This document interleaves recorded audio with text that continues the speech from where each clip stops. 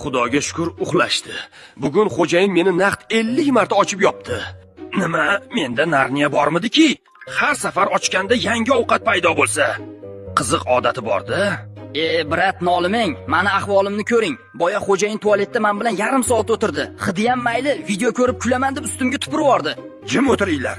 Meni bugun it tishladi. Keyin kelin pol artayotganda meni trapka o'rnida ishlatdi. Charchaganman, uxlashim kerak. Kecha seni mushukka otishgan edi.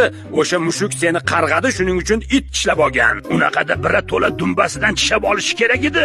Xo'jayinning ahmoqligi sabab men azor chekdim. Ahmoqligini gapirma. Aytgancha telefon. Bugun xo'jayin men dietadaman deb Instagramga post qo'ydimi? Ha, qo'ydi. Sog'lom turmush tarzi, faqat salat yenglar deb yozdi. Ancha-muncha layklar yog'ildi. Ha, mazgi. Soat 2 da turib olib, ichimdan somsani olib paqqos tushirdi-ku bugun. Yana salat deganiga o'laymi? Bu dabba yana eshikni ochib olib, aynan eshikdagida yeyish kerak somsani. Eshikni yop deb titillasam, o'chir ovozingni deb tepdi biqinimga. Meni ham tepib turadi ba'zida, oyog'iga sig'may qolsam. Aytgancha, muzlatkich, zaryadchik bormi? Telefon o'layapti. Voy xudo. 2% quvvatim qolibdi. Agar tongda budilnik chalmasam, xo'jayinni jahli chiqib meni yana polga uloqtiradi. Jim bo'linglar. Dietadagi janob yana kelyapti. Hozir yana kolbasaga hujum boshlanadi. Hammaga atboy.